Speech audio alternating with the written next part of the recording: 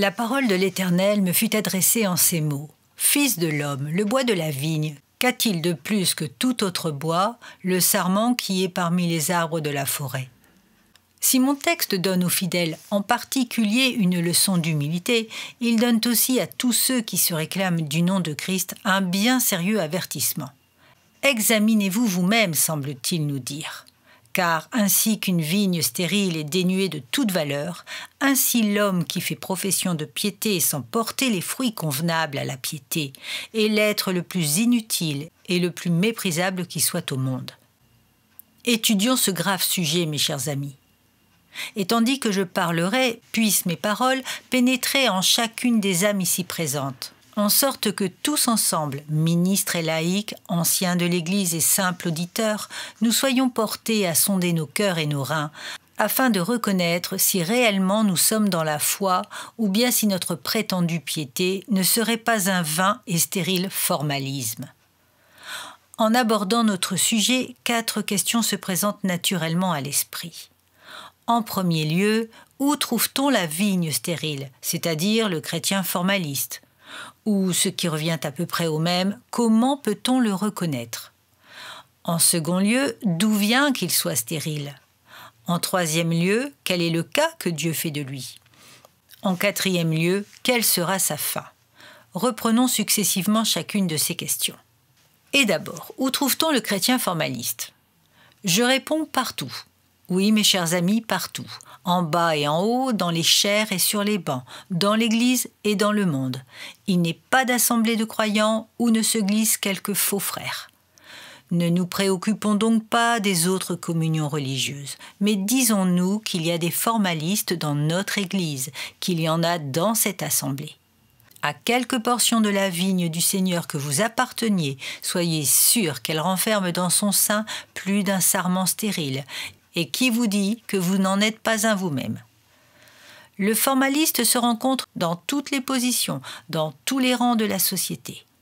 Tantôt il est riche, il nage dans l'opulence, Dieu lui a donné une grande part des biens de la terre. Et peut-être que l'Église à laquelle il se rattache, oubliant que Dieu a choisi les pauvres de ce monde, est fière de le compter parmi ses membres.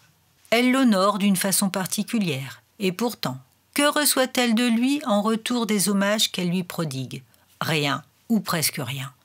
Ces pauvres sont encore dans le dénuement. Ses ressources ne sont pas augmentées par les trésors de l'homme riche. Ou si elle reçoit un peu de son or, du moins n'est-elle ni soutenue par ses prières, ni honorée par la sainteté de sa vie. Car il marche dans la voie des pécheurs et se plonge dans les voluptés, ne se servant de la religion que comme d'une sorte d'uniforme sous lequel il espère cacher sa conduite indigne. Mais s'il faut souvent aller chercher le formaliste parmi les riches, il se trouve souvent aussi parmi les pauvres. Combien de personnes appartenant à la classe indigente qui se sont jointes à telle ou telle église et qui ont reçu de la part des fidèles l'accueil le plus cordial. On se félicitait de voir la pauvreté et la grâce se donner la main. On se réjouissait à la pensée que la piété allait embellir la cabane du pauvre et faire de son humble demeure une demeure de paix. Mais hélas, bientôt on a découvert que ce pauvre se dégradait lui-même en s'adonnant à ses habitudes vicieuses et déshonorait son Dieu en se conduisant d'une manière indigne de sa profession. Il était buveur, jureur ou paresseux, en sorte que, bien loin d'être un membre utile de l'Église, il était pour elle un fardeau et un opprobre. Tantôt l'on trouve des formalistes dans ces hommes de grand savoir et de haute intelligence, dans ces théologiens érudits qui mènent pour ainsi dire l'avant-garde de l'armée de Dieu, dont la parole est éloquente et persuasive, dont l'opinion fait loi, qui parlent comme des prophètes et qu'on regarde presque comme inspirés. Ils ont sans nul doute porté des fruits de science, de popularité ou de philanthropie, mais leur cœur n'étant pas droit devant Dieu, leurs œuvres excellentes en elles-mêmes n'ont rien de commun avec la sanctification. C'est pourquoi la fin de ces hommes ne saurait être la vie éternelle. C'est en vain qu'on chercherait en eux les fruits de l'esprit, car ils ne sont point des sarments vivants de ce cep divin duquel seul procède toute vie. Mais si d'une part il y a des formalistes parmi les sages et les intelligents, de l'autre il y en a parmi les petits et les illettrés. Gens modestes et sans prétention, qui parlent peu et dont personne ne parle. Ils se glissent régulièrement chaque dimanche dans la maison de Dieu, s'assoient à leur place accoutumée, écoutent le sermon, puis s'en vont, persuadés que par le seul fait de leur présence au culte divin, ils ont rempli leur devoir religieux. En général, ils sont silencieux, réservés, et se plaisent dans l'isolement. Paresseux et égoïstes, ils se replient sur eux-mêmes et ne font rien pour autrui. Vignes stériles, ils occupent inutilement la terre. Et de même qu'il y a des formalistes dans toutes les conditions sociales, de même il y en a dans toutes les conditions spirituelles. C'est ainsi par exemple qu'on peut en trouver parmi ces âmes qui sont toujours à craindre et à douter. Comme le croyant faible est mal affermi, il répète souvent « Hélas, mon cœur tremblant se demande sans cesse « Suis-je au monde ou suis-je au Seigneur ?» Ils expriment constamment la crainte de ne pas aimer Jésus. Et en vérité, ce n'est pas sans raison qu'ils ont des craintes à cet égard, car s'ils ne portent point de fruits, s'ils ne s'étudient point pour affermir leur vocation et leur élection, ils témoignent hautement par là que malgré leur simulacre de religion, ils n'ont aucune part en Christ. Mais d'un autre côté, il faut souvent aller chercher le formaliste parmi ceux qui ne doutent jamais. Aussi haut que qui que ce soit, il dira sans rougir et sans hésiter « Je sais en qui j'ai cru, je sais que je suis chrétien, que d'autres aient des doutes, c'est possible. Quant à moi, je suis certain que mes péchés ne peuvent pas plus me condamner, que ma justice ne saurait me sauver. Quoi qu'il en soit et quoi que je fasse, je suis au Seigneur. Ah, pauvre âme aveuglée, Dieu veuille dissiper ta funeste illusion et te faire reconnaître que malgré ta confiance, tu ne vaux pas plus que celui qui doute toujours et ne croit jamais. Il y a tel formaliste qui invite à prier dans une réunion fraternelle, s'excuse toujours sous un prétexte ou sous un autre, qui néglige le culte de famille et probablement aussi ses dévotions particulières. Mais par contre, il y a tel autre formaliste qui se lève avec empressement et qui prie pendant un quart d'heure avec une abondance remarquable. Il a beaucoup de paroles, mais point de fond. Beaucoup de feuilles, mais point de fruits. Il possède le don de bien parler, mais non celui de bien vivre. Il s'exprime bien, mais agit mal. Il est pieux dans son langage, mais non dans sa conduite. Il sait discourir des choses saintes, mais il ne sait pas marcher saintement avec son Dieu et le servir avec joie. Mes chers auditeurs, je ne connais pas chacun de vous individuellement. J'ignore quels sont votre caractère, votre réputation, vos habitudes, votre moralité. Mais je sais une chose, c'est que quelque considéré que vous soyez dans le monde, quelque confiance que vous inspiriez à l'Église elle-même, vous n'êtes nullement en droit de conclure, sans vous être préalablement examiné avec soin, que votre piété est autre chose qu'un froid et vain formalisme. Sachez-le bien, il est très facile de se séduire soi-même. Tous les arbres stériles ne croissent pas dans le désert du monde. Mais il en est, hélas, un très grand nombre qui étendent leurs rameaux sans sève et sans vie au centre même du jardin de Dieu. Je le répète, les formalistes se trouvent partout. Il y en a de tout genre et de tout caractère. Il y en a de tout rang et de toutes conditions. Il y en a parmi les grands comme parmi les petits, parmi les savants comme parmi les ignorants, parmi les riches comme parmi les pauvres, parmi les membres les plus timides, les moins connus d'un troupeau, comme parmi ceux qui se mettent le plus en évidence. À chacun donc de s'examiner soi-même. Mais dois-je essayer de vous décrire le formaliste avec plus de détails encore ? Voyez cet homme qui néglige la prière dans son lieu secret et qui ne marche pas devant Dieu en public. Cet homme qui rend à son Créateur un culte hypocrite et qui, tout en affectant le plus grand respect pour ses devoirs religieux, use de déloyauté dans les affaires et de fraude dans son commerce. Cet homme, enfin, qui, semblable aux pharisiens orgueilleux dont le Seigneur disait qu'il dévorait les maisons des veuves, cache habilement ses iniquités, puis va, le front haut, se présenter devant Dieu en s'écriant « Ô Dieu, je te rends grâce de ce que je ne suis pas comme le reste des hommes. » Voilà un formaliste, mes frères. Voilà un sarment stérile.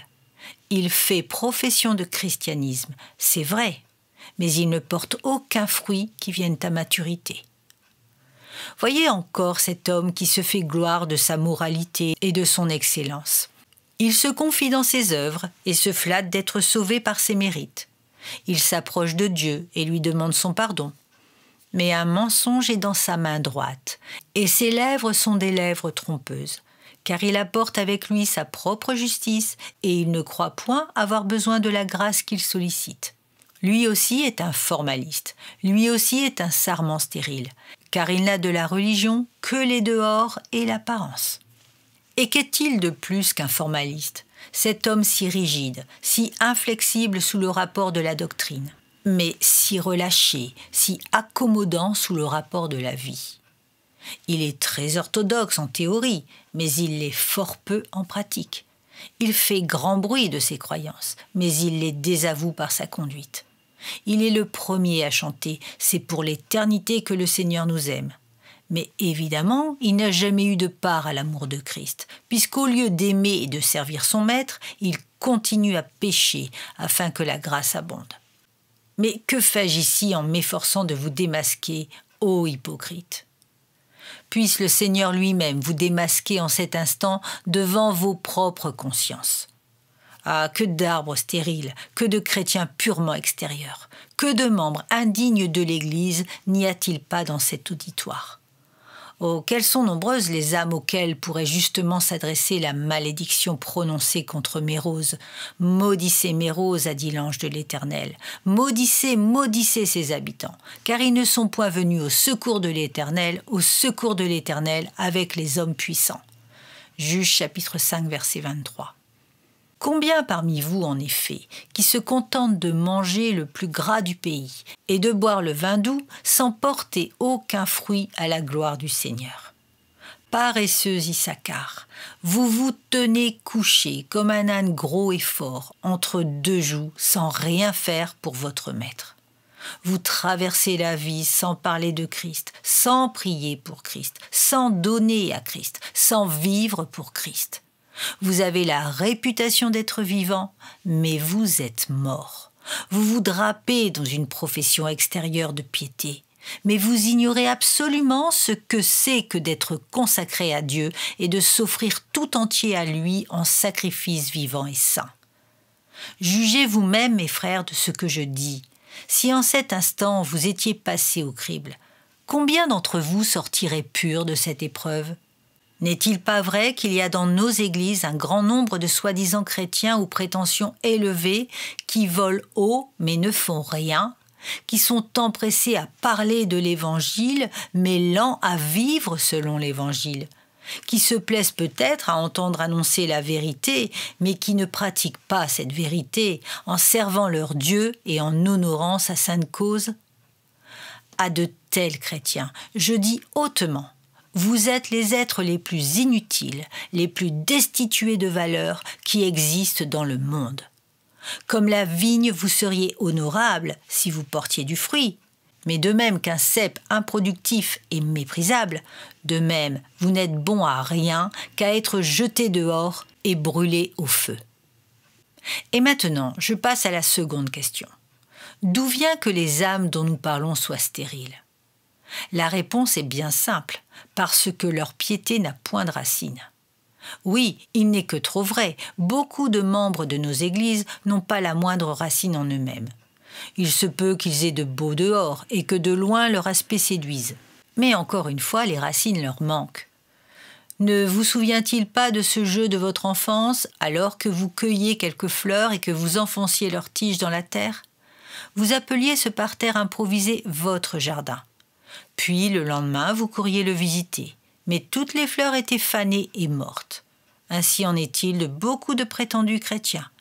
jolie fleur mise en terre sans racines, n'ayant aucune adhérence au sol, et par conséquent, ne puisant en lui aucun suc nourricier. Leur piété se flétrit et meurt sans n'avoir porté aucun fruit agréable à Dieu. Tu t'es trop hâté, ô mon frère. Tu as dit à ton pasteur « Je désire être reçu dans l'Église ». Celui-ci t'interroge, s'assure que tu connais la vérité. Tu lui affirmes solennellement que ton cœur est en paix avec Dieu. Alors il te baptise, te reçoit au nombre des enfants de Dieu. Mais hélas, ta vie religieuse n'avait point de racines. Aussi qu'est-il arrivé? Après un temps, elle a séché. Les ardeurs du soleil l'ont brûlée. Ou bien, elle va s'étiolant de jour en jour sans porter aucun fruit. Et comment aurait-il pu en être autrement, puisqu'elle n'avait aucune racine? C'est à la racine, mon frère, que tu aurais dû songer tout d'abord. Puis les branches croîtraient d'elles-mêmes. Mais c'est le contraire que tu as fait. De là provient ta stérilité. Et ici, j'éprouve le besoin de m'adresser tout particulièrement aux jeunes gens de mon troupeau.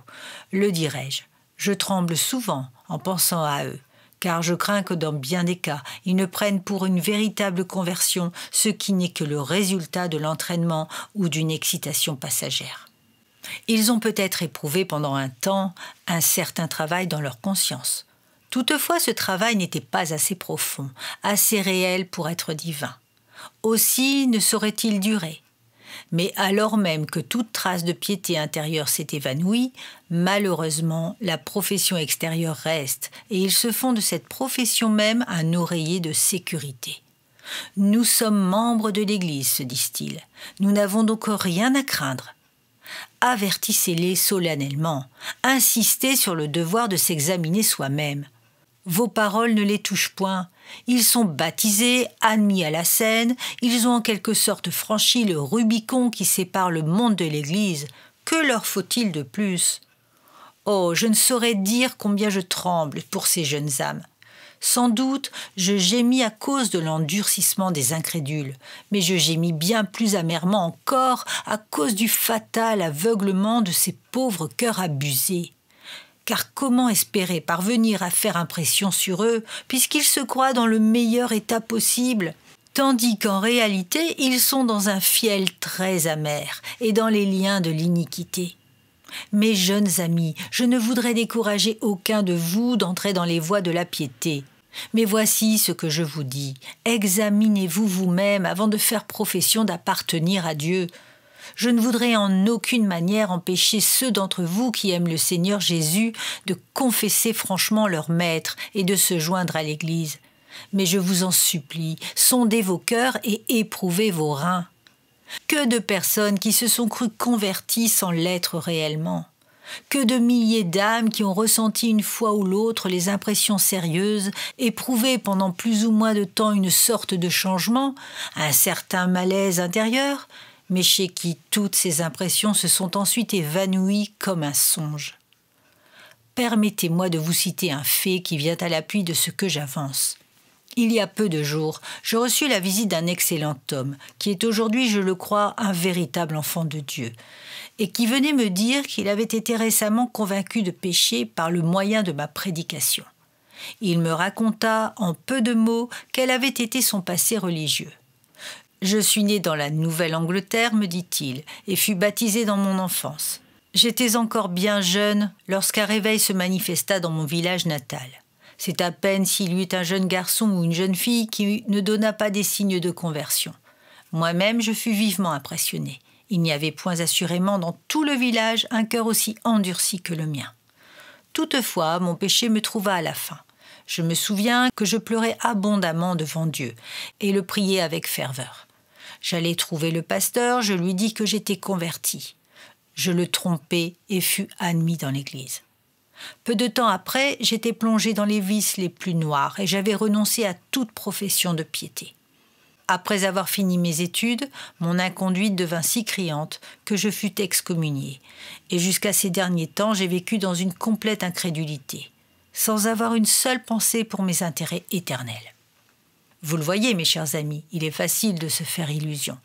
Prenez donc garde, je vous en conjure. Bien des personnes s'élancent dans la piété sans plus de réflexion que si elles s'élançaient dans un bain.